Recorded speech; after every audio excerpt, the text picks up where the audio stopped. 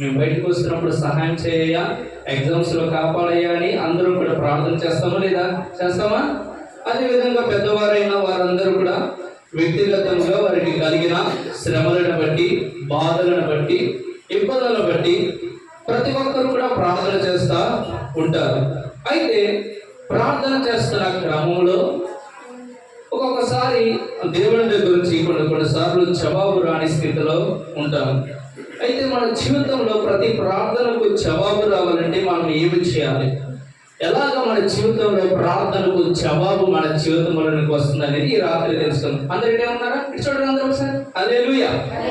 చాలా జాగ్రత్తగా విన్నాం, సరేనా?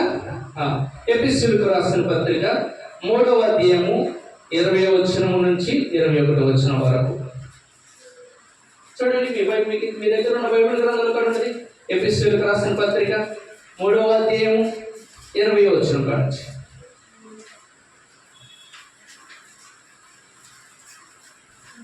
ఎఫెసీయులకు రాసిన పత్రిక 3వ అధ్యాయము 20వ వచనం.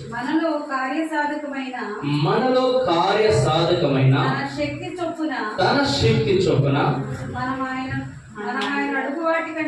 మనం ఆయనను అడుగు వాటి కంటేను ఊహించు వాటి కంటేను అత్యధికముగా చేయగల శక్తిగల దేవునికి క్రీస్తు యేసు మూలముగా సంఘములో తరతరములు ఆమేన్. ఇక్కడ చూడండి, అందరూ కూడా చూడండి. ఇక్కడ దేవుడు ఒక మంచి మాట చెప్తున్నాడు. ఏమంటాడంటే, మనము ఏదైనా దేవుని దగ్గర అంట ప్రార్థన చేసి అడిగితే ఆయన అంటాడంట, మనము అడుగు వాటి కంటేను ఊహించు వాటి కంటేను అత్యధికముగా ఆయన దయచేయగలిగిన గొప్ప దేవుడంట. అయితే మన జీవితంలో అడుగు వాటి కంటేను ఊహించు వాటి కంటేను అత్యధికంగా మన జీవితంలో మనం పొందుకోవాలంటే దానిపైన ఒక లేఖనము రాయబడి ఉండవచ్చు. ఏమన్నట్టాడంటే, మనలో కార్యసాధకమగు తన శక్తి. ఏం శక్తి అంట? మనలో ఆయన శక్తి ఏమవ్వాలన్నది? కార్యసాధకమగు ఆయన శక్తి. చూడండి, మన ప్రార్థన జీవితంలో మనం ఎప్పుడైతే మనకు కలిగిన శ్రమను బట్టి, మనకు కలిగిన ఇబ్బందులను బట్టి, మనకు కలిగిన బాధలను బట్టి ఎప్పుడైతే మనము ప్రార్థన చేస్తామో, మన బాధలలో నుంచి ప్రార్థన చేస్తామో, ఆ ప్రార్థన కూడా దేవుని సన్నిధికి వెళ్తుందంట. అయితే ప్రభు సన్నిధిలో మన జీవితంలో మనము అడుగు వాటి కంటే, నిజంగా చెప్పాలంటే, అడిగిన కనుక దేవుడు ఇచ్చాడు అనుకోండి, ఏ మనుషుడు కూడా ప్రార్థన చేయడు. అడుగు వాటి కంటే ఆయన ఏమై ఉన్నాడంట, మనం అడుగు వాటి కంటేను ఊహించు వాటి కంటేను అత్యధికంగా చేయడానికి సిద్ధమవుతున్నాడంట. కానీ మనుషుడు చేస్తున్న ప్రార్థనలో అడిగినే పొందుకోలేని స్థితిలో ఉన్నాడంట. అయితే దీనికి ఎందుకని, ఏమై ఉంది, ఎందుకని అడిగినే కూడా మనం పొందుకోలేకపోతున్నామంటే, ప్రియ దేవాది దేవుని పిల్లలైన మీ అందరికీ కూడా ఈ శబ్దం ద్వారా ఎవరెవరైతే ఈ వాక్యం వినుచున్నారో మీ అందరూ కూడా చాలా జాగ్రత్తగా అర్థం చేసుకోవాల్సిందిగా ప్రభువు నామములో తెలియపరుస్తున్నాం. మీ ప్రార్థనకు ఎందుకని జవాబు దొరకటం లేదు. మీరు అడుగు వాటి కంటేను ఊహించు వాటి కంటేను అత్యధికంగా ఎందుకని పొందుకోలేని స్థితిలో ఉన్నారంటే, మనుషుడికి కలిగిన దానిని బట్టి ప్రార్థన చేస్తాడంట. అయితే ప్రార్థన మన జీవితంలో నెరవేర్పుగా మార్చబడాలంటే, మన జీవితంలో మనలో కార్యసాధకమగు తన శక్తి అనేది పనిచేయాలంట. ఆ శక్తి ఎలా వస్తుంది, మనలో ఏమి కార్యసాధకమగాలని మరి ప్రభు యొక్క ఉద్దేశమైనది, ఎందుకని ఆయన ఆగిపోయి ఉన్నాడు అనే కొన్ని విషయాలు తెలుసుకోవడానికి మనం ప్రయత్నం చేద్దాం. ఇక్కడ చూడండి, 1 దశలోనికి రాసిన పత్రిక 2వ అధ్యాయము 13వ వచనం చివరి లైన్ ఎవరైనా చదివి వినిపించండి. 1 దశలోనికి రాసిన పత్రిక 2వ అధ్యాయము 13వ వచనం కింద 13వ వచనం. ఆ వాక్యమే విశ్వాసులైన మీలో కార్యసిద్ధి కలుగు చేయుచున్నది. హల్లెలూయా. ఎందుకని ఒక విశ్వాసుని యొక్క జీవితంలో ప్రార్థన నెరవేర్పుగా మార్చబడట్లేదంటే, మనుషుడికి కలిగిన బాధల నుంచి ప్రార్థన చేస్తున్నాడంట. కానీ మనుషుడు దేనిలో నుంచి ప్రార్థన చేయాలంటే, మనలో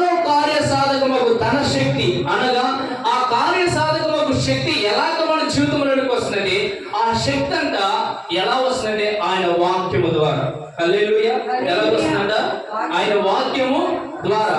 ఆ వాక్యమే విశ్వాసులైన మీలో కార్యసిద్ధి కలుగు చేస్తున్నది. ఒకవేళ నీ జీవితంలో ఇప్పటి వరకు నీవు చేస్తున్న ప్రార్థనలో విజయం రాని స్థితి ఒకవేళ నువ్వు అనుభవిస్తున్నావేమో, ఒకవేళ నీ ప్రార్థనకు ఎంతకాలం నుంచి నువ్వు ప్రార్థన చేసినా ఆ ప్రార్థనకు జవాబు రాని స్థితిలో ఒకవేళ నీవు ఉన్నావేమో, అయితే ప్రభు నీతో మాట్లాడుతున్న మాట ఏమిటో తెలుసా?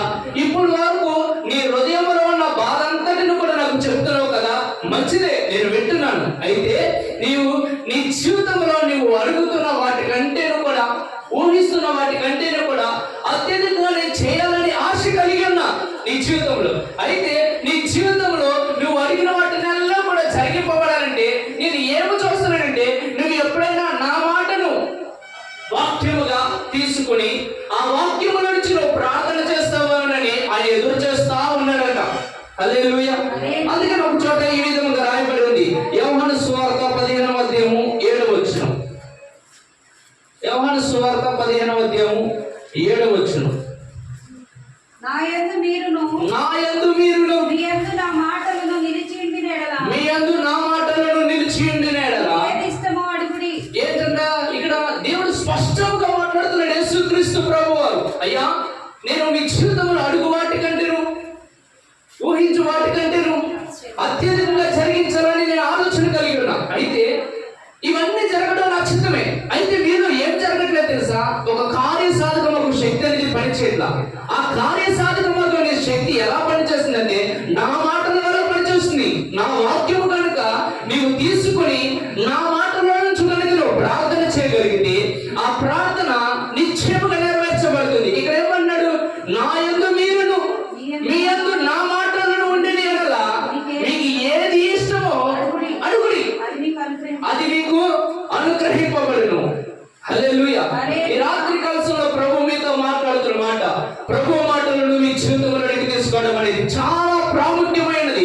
ఒక్కొక్క మనిషిని జీవితము కనుక మనం చూస్తే ఇప్పటి కాలంలో ఒక్కొక్క మనిషిని జీవితంలో హృదయం అంతా కూడా గొడవలతో నింపబడి ఉన్నది. ఒక్కొక్క మనిషి యొక్క హృదయం అంతా కూడా చెడుతనంతో నింపబడి ఉన్నది. ఒక్కొక్క మనిషి యొక్క జీవితం అంతా కూడా ఆ వ్యర్థమైన కార్యములతో, వ్యసనములతో, ధూమపానములు, మద్యపానములతో నింపబడి ఉన్నది.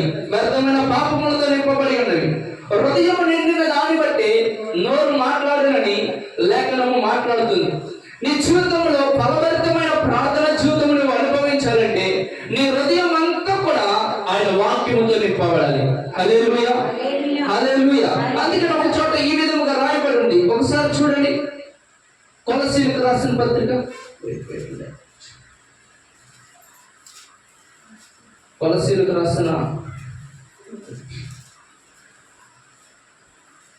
రాసిన పత్రిక 1వ అధ్యాయము 29వ వచనం. అందు నిమిత్తము నాలో బలముగా ఇది కాదు, అది కాదు. కొలస్సీయులకు రాసిన పత్రిక 3వ అధ్యాయము 16వ వచనం. 3వ అధ్యాయము 16వ వచనం. సంగీతంలో 3వ అధ్యాయం 16వ వచనం చదవండి అక్క, చివరి లైన్ చదవండి. క్రీస్తు వాక్యము మీలో సమృద్ధిగా అది ఆ మాట గట్టి చదవండి ఒకసారి. క్రీస్తు వాక్యము మీలో సమృద్ధిగా నివసింపనీయుడి. హల్లెలూయా. ఇక్కడ చూడండి, నేను చాలా జాగ్రత్తగా చదువుతున్నాను. సమస్త విధములైన జ్ఞానముతో క్రీస్తు వాక్యము మీలో సమృద్ధిగా నివసింపనీయుడి. ఎందుకని మన జీవితంలో మన ప్రార్థన ఫలభరితంగా మార్చబడట్లేదంటే మన హృదయంలో క్రీస్తు వాక్యం అనేది సమృద్ధిగా లేదంట. మనలో ఎప్పుడైతే సమృద్ధిగా దేవుని వాక్యము మనలో నిలుస్తుందో అప్పుడు మనం చేస్తున్న ప్రతి ప్రార్థన కూడా మనలో ఏమి చేస్తుందంటే కార్యసిద్ధి కలుగు చేస్తుందంట. హల్లెలూయా. మనలో కార్యసిద్ధి కలుగు చేసే ఈ యొక్క శక్తి ఏం చేస్తుందంటే మనం అడుగు వాటికంటేను, ఊహించు వాటికంటేను అత్యధికంగా మన జీవితంలోనికి కార్యముల ద్వారా వస్తుందంట. హల్లెలూయా, హల్లెలూయా. కార్యసిద్ధి కలుగు చేసుకోవడానికి మనం ప్రయత్నం చేయాలి. ఎలాగ కార్యసిద్ధి కలుగు చేసుకోగలుగుతామంటే అనుదినము కూడా దేవుని యొక్క మాటలను మన హృదయంలో తప్పనిసరిగా మనము హృదయంలో సమృద్ధిగా నింపుకోవాలి. హల్లెలూయా. కనుక ఈ రాత్రి మరి కొన్ని విషయాలు తెలుసుకుందాము. దేవుని యొక్క వాక్యము మన జీవితంలో నింపుకుంటే ఏమవుతుంది, ఆయన చిత్తము ఎలాగ మన జీవితంలో ప్రార్థన ద్వారా నెరవేర్చుకుంటాడో కూడా కొన్ని విషయాలు తెలుసుకుందాము. అసలుకి కొంతమంది భక్తులను కూడా మనం జ్ఞాపకం చేసుకుందాం. పౌలు భక్తుడు ఉన్నాడు. ఈ పౌలు భక్తుని యొక్క జీవితంలోనికి ఈ వాక్యం వచ్చిన తర్వాత ఏమైందో తెలుసుకుందాం. 1 తిమోతికి రాసిన పత్రిక 1వ అధ్యాయము 15వ వచనం. 1 తిమోతికి రాసిన పత్రిక 1వ అధ్యాయము 15వ వచనం. పాపులను రక్షించుటకును యేసుక్రీస్తు లోకమునకు వచ్చెను.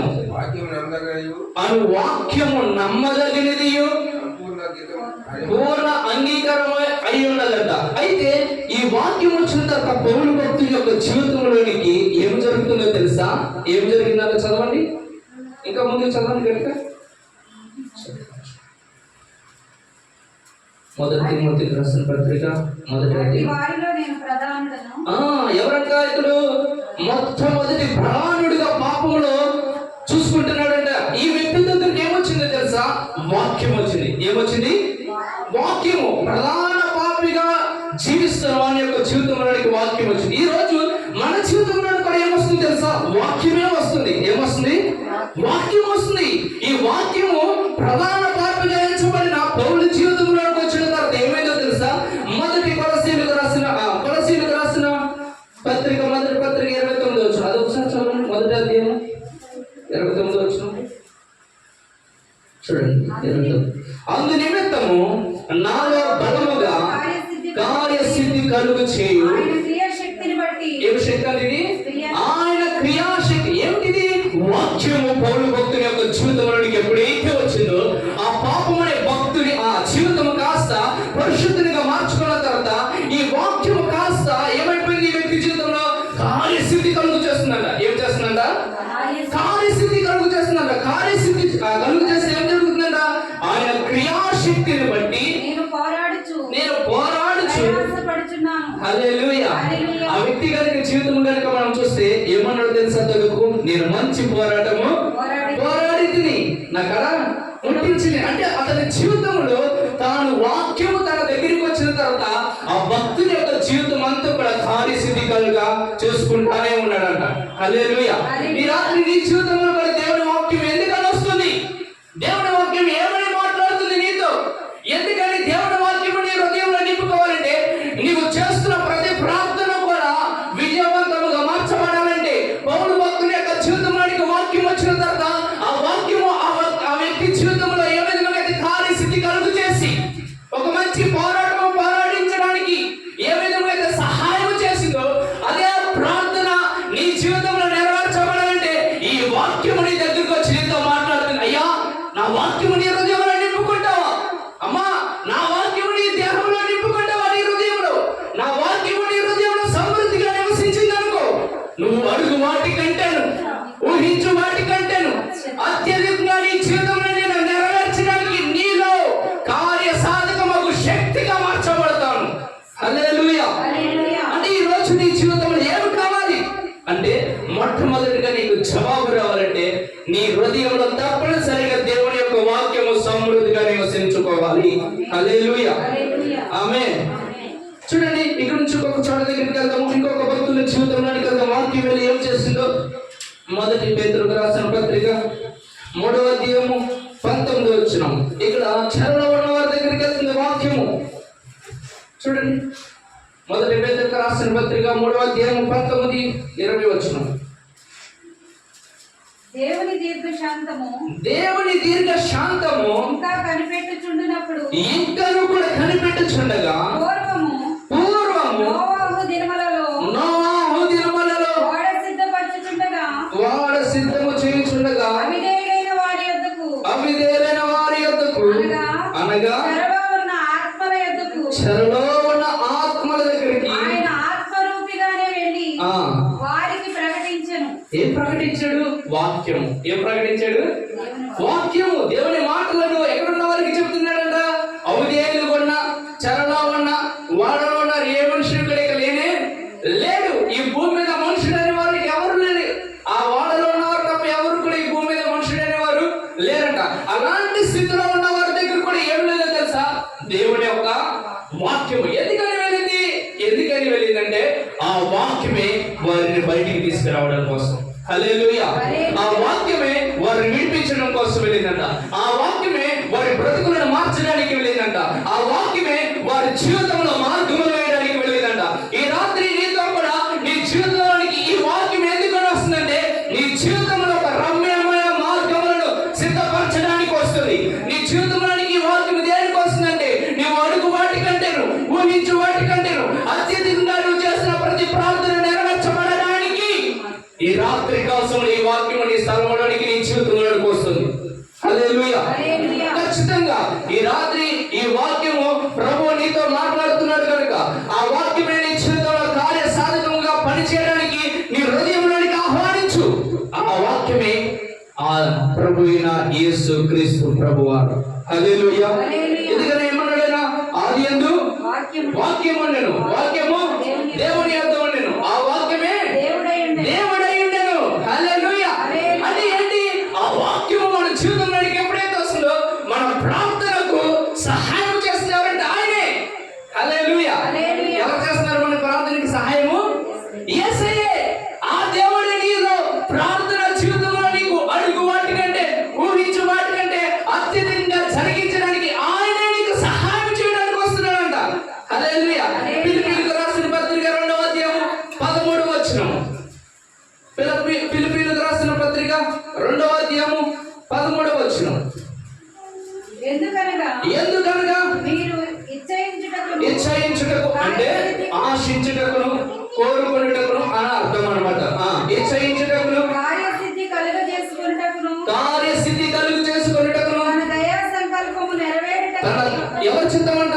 ఆయన చిత్తం నెరవేర్చుకోవడానికి కార్యసిద్ధి కలుగ చేయవాడు దేవుడే. అబ్బా హల్లెలూయా. ఎవరంట మనలో కార్యసిద్ధి కలిగి చేయవాడు? దేవుడే. ఎలా కార్యసిద్ధి కలిగి చేస్తాడు? ఆయన వాక్యముగా వస్తాడు మన జీవితంలోనికి. హల్లెలూయా. అప్పుడు ఏం జరుగుతుంది? మనలో ఏదైతే ఇచ్ఛించుచున్నామో, ఆశిస్తున్నామో, కోరుకుంటున్నామో వీటన్నిటినీ కార్య సాధకంగా ఆయన వాక్య రూపకంగా వచ్చి మన జీవితంలో నెరవేరుస్తున్నాడంట ఆయన. హల్లెలూయా. హల్లెలూయా.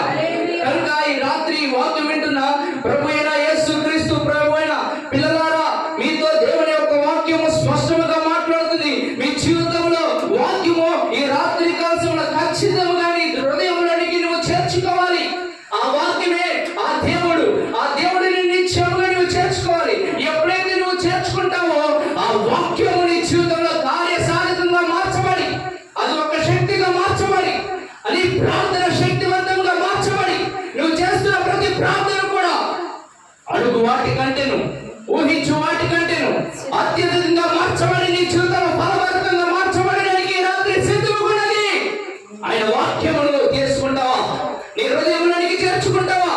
ఆయన వాక్యము నీ హృదయంలోనికి నువ్వు చేర్చుకునేట్లయితే ఈ ప్రార్థన జీవితం ఈ రాత్రి కాలములో విజయకరముగా మార్చబడును గాక.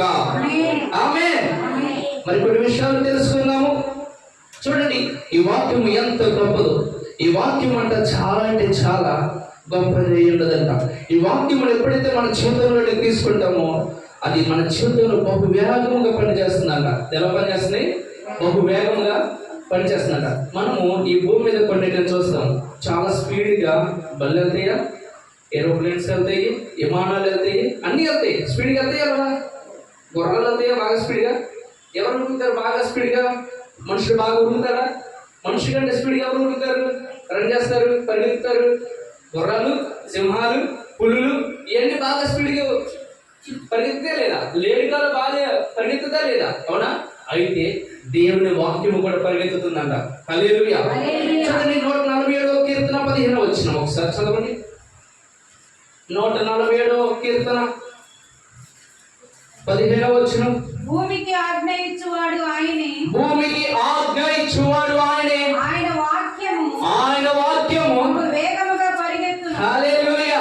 ఆయన వాక్యం ఎప్పుడైతే మన జీవితంలోనికి తీసుకుంటామో ఆ వాక్యము మన జీవితంలో ఎక్కడెక్కడైతే మనం స్టక్ అయిపోయి ఉన్నామో, ఎక్కడెక్కడైతే ఆగిపోయిన పరిస్థితుల్లో ఉన్నామో, ఎక్కడెక్కడైతే నలిగిపోతున్న స్థితిగతుల్లో ఉన్నామో ఆ స్థితిగతులన్నిటి నుంచి కూడా మన జీవితాన్ని ఏం చేస్తుంది తెలుసా? ఆ వాక్యం అంట మనల్ని బయటికి తీసుకొచ్చేస్తుందట. హల్లెలూయా.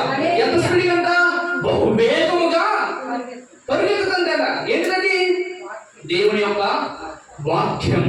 హల్లెలూయా. హల్లెలూయా. ఎందుకని వాక్యము మన జీవితంలోనికి తీసుకోవాలంటే మనం చేస్తున్న ప్రతి ప్రార్థన కూడా బహువేగంగా పరిగెత్తడానికి. హల్లెలూయా. హల్లెలూయా. బహువేగంగా నెరవేర్పుగా మన జీవితంలోనికి రావడం కోసం ఆ వాక్యము మన జీవితంలోనికి మనం తీసుకోవాలి. హల్లెలూయా. హల్లెలూయా. హల్లెలూయా. హల్లెలూయా. దేవుని యొక్క మాట చాలా అంటే చాలా ప్రాముఖ్యమైనది. అబ్రహాం అనే ఒక భక్తుడు ఉన్నాడంట. ఇటు చూడండి, ఇటు చూడండి, ఎవరున్నారంట బైబిల్ గ్రంథంలో? అబ్రహాం అనే ఒక భక్తుడు అన్నాడంట. ఆ భక్తుని యొక్క జీవితంలో అతనికి పిల్లలు లేరంట. ఎవరు లేరు? పిల్లలు లేరంట. పిల్లలు లేకపోతే దేవుడు అన్నాడు, అబ్రహామా, నువ్వు నీ తండ్రి ఇంటి నుండి విడిచిపెట్టి వారందరిని కూడా నువ్వు రా, బయటకు వచ్చేస్తే నేను ఏం చేస్తాను తెలుసా, నీకు పిల్లలని ఇస్తాను అంటాడు. ఎవరు? దేవుడు. ఎవరమ్మా? సో చెప్పండి గట్టిగా, ఎవరు? ఎవరికి? అబ్రహాంకి. అబ్రహాంకి దేవుడు పిల్లలను అనేది ఇస్తానన్న తర్వాత చాలా రోజులు అయిపోయింది, ఇంకా పిల్లలు పుట్టుదల ఏమీ జరగట్లేదు. చాలా భయపడతా ఉన్నాడంట. తను కలిగిన తనేంటి బహు ఐశ్వర్యవంతుడంట, బాగా డబ్బున్నవాడు. ఎవరు? అబ్రహాం. ఎవరు? అబ్రహాం బాగా డబ్బున్నవాడంట. కానీ పిల్లలు అనేవాళ్ళు ఎవరు కూడా లేరంట. భయపడుతూ భయపడుతూ భయపడుతూ ఉంటుంటే దేవుని యొక్క వాక్యం తన దగ్గరకు వస్తుందంట. ఏమని వస్తుందో చూడండి. ఆదికాండము 15వ అధ్యాయము 1వ వచనం. ఇది జరిగిన తరువాత యెహోవా వాక్యము, ఎవరి వాక్యం అంట? యెహోవా యెహోవా వాక్యము అబ్రహామునకు దర్శనమందు వచ్చి, ఎక్కడికి వచ్చినాక? యెహోవా వాక్యము అబ్రహాముకు దర్శనమందు వచ్చి, అబ్రహామా భయపడకము, నేను నీకు కేడము. ఏంటి వచ్చింది అబ్రహాం దగ్గరికి? ఏమొచ్చిందంటే ఒకసారి చూడరా తమ్ముడు, ఏమొచ్చిందంటే దేవుడు అబ్రహాం దగ్గరికి ఏమొచ్చింది? దేవుని యొక్క వాక్యము. ఎలా ఉన్నప్పుడు వచ్చిందంట? భయపడతా ఉన్నాడంట. ఎవరు? అబ్రహాం భయపడతా ఉన్నప్పుడు దేవుని యొక్క వాక్యం వచ్చి, అబ్రహామా ఎందుకని భయపడుతున్నావు? భయపడవద్దు, నీ దగ్గరికి ఏమొస్తుంది తెలుసా? నా వాక్యం వస్తుంది. అంటే నేను వస్తున్నాను, నేను వస్తూ ఎలా వచ్చాను తెలుసా? నీకు కేడముగా వస్తున్నాను. హల్లెలూయా. అంటే ఏంటి? అబ్రహాం యొక్క జీవితంలో అప్పటి వరకు భయపడుతుండగా వెంటనే దేవుడు వాక్య రూపంగా వచ్చి అబ్రహామును దర్శించిన తర్వాత కొంతకాలములకు అబ్రహాముకు సంతానం అనుగ్రహించాడు దేవుడు. హల్లెలూయా. హల్లెలూయా. ఇప్పుడు ఈ భూమి మీద ఉన్న వారందరూ కూడా అబ్రహాం యొక్క పిల్లలుగా మార్చబడి ఉన్నారు. హల్లెలూయా. హల్లెలూయా. అంటే ఏం కావాలి మన జీవితంలో? ఓ మనుషుడా, ఈ రాత్రి కాల సమయంలో ప్రార్థన నెరవేర్పుగా మార్చబడిన స్థితిలో ప్రతిదినము కూడా భయపడుతూ కాలమును కొనసాగిస్తున్నావా? వేదనల చేత, కష్టముల చేత, ఇబ్బందుల చేత, వ్యసనముల చేత, వ్యాధుల చేత ప్రార్థన చేస్తూ నెరవేర్పు లేని జీవితం అనుభవిస్తున్నావా? అయితే దేవుని వాక్యం ఈ రాత్రి నీ దగ్గరకు వస్తుంది. ఆ వాక్యం నీ దగ్గరకు వచ్చి ఏమని చెప్తుంది తెలుసా? నేనే నీకు కేడము. హల్లెలూయా. ఆ కేడము కాస్త ఈ రాత్రి కాల్చబడి నీ జీవితంలో కార్య సాధకంగా మార్చబడి నీవు అడుగు వాటి కంటేను, ఊహించు వాటి కంటేను అత్యధికంగా నీ జీవితంలో ఈ రాత్రి కార్యం చేయవచ్చున్నది. హల్లెలూయా. కనుక ఈ రాత్రి దేవుని మాటలను మన హృదయంలో మనము భద్రముగా కాపాడుకోవాలి. ఎట్లా కాపాడుకోవాలంటే అది సమృద్ధిగా. ఎలాగా? దేవుని వాక్యం ఎలా కాపాడుకోవాలి? మనము సమృద్ధిగా కాపాడుకోవాలంట. ఒక్కొక్కసారి మనం ఆలోచిస్తూ ఉంటాం. ఏం ఆలోచన చేస్తాము? ప్రభువా, నువ్వు నా జీవితంలో కార్యం జరిగిస్తే చాలు కదా అని ఆలోచిస్తామంట. అయితే దేవుడు ఏమంటాడు తెలుసా? చూడండి, యెషయా గ్రంథం 55వ అధ్యాయము 8వ వచనం కాడ నుంచి ఇక్కడ చూడండి, దేవుడు ఎంత స్పష్టంగా మాట్లాడుతాడు. ఆయన మాట యెషయా గ్రంథం 55వ అధ్యాయము 8వ వచనం కాడ నుంచి. యెషయా గ్రంథం చదవండి. నా తలంపులు మీ తలంపుల వంటివి కావు, నా ఆలోచనలు నా తలంపులు మీ తలంపుల వంటివి కావు, మీ త్రోవలు నా త్రోవలు వంటివి కావు. ఇదే యెహోవా వాక్కు. ఆకాశము భూమి పైన ఎంత ఎత్తుగా ఉన్నదో నీ మార్గముల కంటే నా మార్గములు నీ తలంపుల కంటే నా తలంపులు అంత ఎత్తుగా ఉన్నవి. వర్షమును హిమమును ఆకాశము నుండి వచ్చి అక్కడికి ఎలాగూ మరలక భూమిని తడిపి విత్తువానికి విత్తనమును భుజించువానికి ఆహారము కలుగుటకై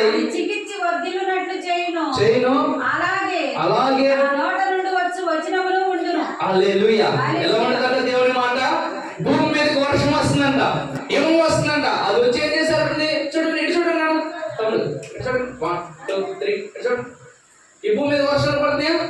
వర్షాలు వస్తాయా? వర్షాలు చేంజ్ చేస్తున్నాయి, భూమిని తడుపుతున్నాయి. అవునా? ఈ భూమిని తడుపుతున్నాయి. తడిపిన చోటల్లా ఎలా ఏమైంది? గడ్డి మొలుస్తుందా? గడ్డి మొలుస్తుందా? లేదంటే ఏ మొక్కలైనా మొలుస్తున్నాయి. కొన్ని మొక్కలు మంచి ఆహారం ఇస్తాయి, కొన్ని మొలకలుగా మార్చబడతాయి. కానీ ఆ వర్షం వచ్చి ఏం చేస్తుంది? తడిపి వెళ్తుందంట. ఏ వర్షము కూడా భూమి మీద ఎలాంటి వంటి స్థితిని ఉంచట్లేదంట. ప్రతి వర్షపు బిందువు కూడా ఈ భూమి మీదకి వచ్చి తినడానికి ఆహారమును సమృద్ధిగా వాటిని కలుగు చేసి తప్పకుండా పర్వత రాజ్యానికి వెళ్తుందంట. అదే విధముగా దేవుని యొక్క మాట అనగా ఆయన వాక్యము, ఆయన మాటే ఆయన వాక్యము. ఆ మాట కూడా ఎలా ఉందో తెలుసా?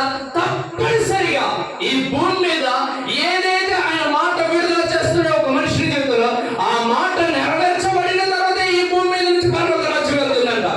హల్లెలూయా. అప్పుడు ఏమవుతుందంట? చదువులకు కింద ఒకసారి. భుజించువానికి ఆహారం కలుగుటకై అది చిగిర్చి వర్ధిల్లునట్లు చేయును. అలాగే నా నోట నుండి వచ్చు వచనము ఉండును. నిష్ఫలముగా నా యొద్దకు మరలక అది నాకు అనుకూలమైన దాన్ని నెరవేర్చును. నేను పంపిన కార్యమును సఫలము చేయును. హల్లెలూయా. హల్లెలూయా. హల్లెలూయా. చూడండి ఎంత స్పష్టంగా దేవుడు మాట్లాడుతున్నాడు. ఏమన్నాడు ఇక్కడ? ఇదిగో నేను పంపిన వాక్యము అది నిష్ఫలముగా నా దగ్గరికి రాదు. ఆ వాక్యం ఏమవుతుందంట? కార్య సాధకంగా మార్చబడుతుందంట. అది సఫలపరుస్తుందంట. హల్లెలూయా. ఈ రాత్రి కాలంలో ఆ వాక్యమే నీ జీవితంలోనికి వస్తుంది. ఆ వాక్యమును ఆహ్వానించు నీ జీవితంలోనికి. ఆ వాక్యమును నీ జీవితంలో పట్టుకో. ఏ వాక్యమును? దేవుని వాక్యమును. అది ఏం చేస్తుందంట? మన జీవితంలో నెరవేరుస్తుందంట. ఏదైతే దేవుని యొక్క చిత్తం ఉందో అది మన జీవితంలో నెరవేరుస్తుందంట. ఆ వాక్యం మన జీవితంలోనికి వస్తే మనం అడుగు వాటి కంటే మనం ప్రార్థన చేస్తామా? మన ప్రార్థన జవాబుగా వస్తుందంట. హల్లెలూయా. ఈ రాత్రి మీ జీవితంలో కూడా ప్రభువైన యేసుక్రీస్తు నామములో ఆయన కుమారుడిగా ఈ ప్రాంతంలో నిలబడి నేను కూడా ప్రకటన చేస్తున్నాను. ఆ వాక్యం ఈ రాత్రి కాలంలో నీతో మాట్లాడుతుంది. ఆ వాక్యము నీ వద్దనే ఉన్నది. ఆ వాక్యము నీ వద్దనే ఉన్నది. నీ నోటనే ఉన్నది. ఆ వాక్యము నీలో కనుక సమృద్ధిగా కనుక నీవు నింపుబడినట్లయితే ఆ వాక్యమే నీ జీవితంలో అడుగు వాటి కంటేను, ఊహించే వాటి కంటేను అత్యధికంగా నీ జీవితంలో కార్యముగా మార్చబడును గాక. ఆమేన్. యేసుక్రీస్తు ప్రభువారు కూడా ఈ భూమి మీద ఉన్న కాలంలో అపవాది వచ్చి ఆయన శోధిస్తున్న కాలంలో, ఆకలి వేస్తున్న సమయంలో ఇదిగో ఈ రాళ్ళను రొట్టెలుగా మార్చుకోమంది. ఎవరు? సాతాను. ఎవరు? సాతాను అంటాడు, ఇదిగో నువ్వు దేవుని కుమారుడు అయితే ఈ రాయిని రొట్టెగా మార్చుకోండి. అప్పుడు యేసయ్య అంటాడు, నో నో నో, నేను రొట్టె వలన బ్రతుకువాడిని కాదు, ఆకలి నింపుకుని బ్రతికేవాడిని కాదు, నేను దేవుడి దగ్గర నుంచి వచ్చి ప్రతి మాట వలన నేను జీవించేవాడినై ఉన్నాను. హల్లెలూయా. హల్లెలూయా. అంటే అర్థం ఏంటి? దేవుని యొక్క మాట మన జీవితంలోనికి తీసుకోగలిగితే ఆ మాట మన జీవితంలో కార్యముగా మార్చబడుతుంది. హల్లెలూయా. కనుక ప్రియమైన దేవుని పిల్లలారా, ఇప్పటి వరకు విన్న వాక్యము మీ జీవితంలో మీరు అడుగుతున్న వాటి కంటేను, ఊహించిన వాటి కంటేను అత్యధికంగా మీ జీవితంలో కార్యములు తీసుకురావాలి. ఒక దైవ సేవకుడిగా, దేవుని కుమారుడిగా నేను ప్రకటన చేస్తున్నా. ఒకవేళ మీ ఆత్మలో మీరు వర్ధిల్లడానికి శ్రమ కలిగినట్లయితే ఈ రాత్రి కాలంలో నాతో పాటు ఒక చిన్న ప్రార్థన చేయండి. అందరూ